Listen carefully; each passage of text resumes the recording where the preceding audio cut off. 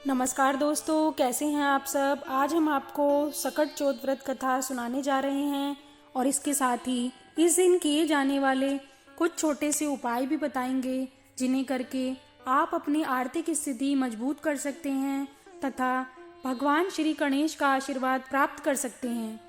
माघ मास की कृष्ण पक्ष की चतुर्थी को संकष्टी गणेश चतुर्थी भी कहते हैं।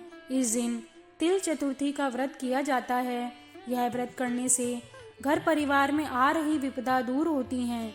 कई दिनों से रुके हुए मांगलिक कार्य भी संपन्न हो जाते हैं तथा भगवान श्री गणेश असीम सुखों की प्राप्ति कराते हैं। इस व्रत को तिलकुटा चतुर्थी, संकष्टी चतुर्थी, लंबोदर संकष्टी चतुर्थी, वक्रतुंडी चतुर्थी तथा तिल चतुर्थी आदि नामों से भी जाना जाता है। सकट चौथ का पर्व गणपति बप्पा को समर्पित है। इस दिन भगवान गणेश की विशेष पूजा अर्चना करने का विधान है। धार्मिक मान्यता के अनुसार सकट चौथ के दिन विधि पूर्वक व्रत करने से संतान को दीर्घायु का आशीर्वाद प्राप्त होता है। इस दिन चंद्रमा को अर्घ्य देने से व्रत का पूर्ण फल प्राप्त होता है। चलिए व्रत कथा शुरू करते हैं।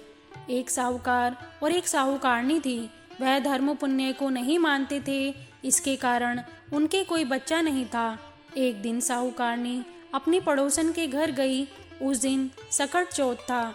वहाँ पड़ोसन सकट चौथ की पूजा करके कहानी सुना रही थी। साहूकारनी ने अपनी पड़ोसन से पूछा, तुम क्या कर रही हो? तब पड़ोसन बोली कि आज सकट चौथ का व्रत है, इसलिए कहानी सुना रही हूँ। तब साहूकारनी बोली, सकट चौथ के व्रत करने से क्या होता है? तब पड़ोसन ने उत्तर दिया, इसे करने से अन्न, धन, सुहाग, पुत्र सब मिलता है। तब साहूकारनी ने कहा, यदि मेरा गर्भ रह जाए तो मैं 1.25 सेर तिलकुट करूंगी और सकट चौथ का व्रत करूंगी। श्री गणेश भगवान की कृपा से साहूकारनी के गर्भ रह गया तो वह बोली कि मेरे लड़का हो जाए तो मैं 2.5 सेर तिलकुट करूंगी। कुछ दिन बाद उसके लड़का हो गया तो वह बोली कि हे भगवान, मेरे बेटे का विवाह हो जाए तो मैं 5.25 सेर तिलकुट करूंगी। कुछ वर्षों बाद उसके बेटे का विवाह तय हो गया और उसका बेटा विवाह करने चला गया, लेकिन उस साहूकारनी ने तिलकुट नहीं किया। इस कारण से भगवान क्रोधित हो गए और उन्होंने फेरों से उसके बेटे को उठाकर पीपल के पेड़ पर बिठा दिया। सभी वर को खोजने लगे पर वो कहीं नहीं मिला। हताश होकर सारे लोग अपने अपने घर को लौट आए। इधर जिस लड़की से साहूकारनी के लड़के का विवाह होने वाला था, वह अपनी सहेलियों के साथ गणगौर पूजने के लिए जंगल में दूब लेने गई। तभी रास्ते में जाते हुए पीपल के पेड़ से आवाज आई, ओ मेरी अर्धब्याही। यह बात सुनकर जब लड़की घर आई, उसके बाद वह धीरे धीरे सूखकर कांटा होने लगी। एक दिन लड़की की माँ ने कहा, मैं तुम्हें अच्छा खिलाती हूँ, अच्छा पहनाती हूँ, फिर भी तू सूखती जा रही है, ऐसा क्यों?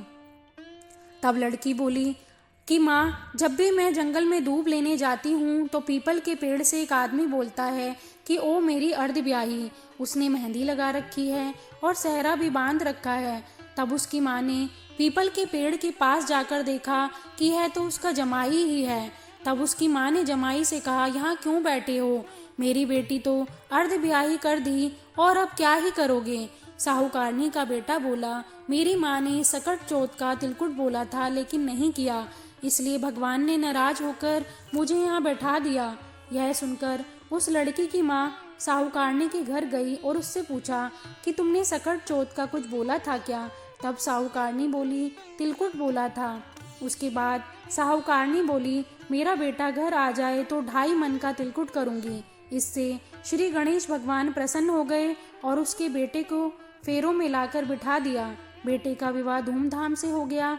जब साहूकारनी के बेटा एवं बहू घर आ गए, तब साहूकारनी ने 2.5 मन तिलकुट किया और बोली, हे भगवान, आपके आशीर्वाद से मेरा बेटा बहू घर आए हैं, जिससे मैं हमेशा तिलकुट करके व्रत करूंगी। इसके बाद सारे नगरवासियों ने तिलकुट के साथ सकट व्रत करना आरंभ कर दिया। इसी तरह से अगर कोई भी माता सच्चे मन से इस व्रत को करेगी तो भगवान श्री गणेश जी उसकी संतान पर आने वाले सभी संकट हर लेंगे और लंबी आयु प्रदान करेंगे। इस तरह व्रत कथा संपन्न हुई। चलिए अब हम आपको इस दिन किए जाने वाले छोटे से उपाय बता देते हैं।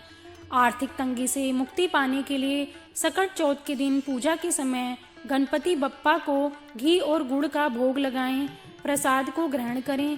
धार्मिक मान्यता के अनुसार इस उपाय को करने से आर्थिक समस्याओं से मुक्ति मिलती है और भगवान गणेश के आशीर्वाद से बिगड़े काम पूरे होते हैं।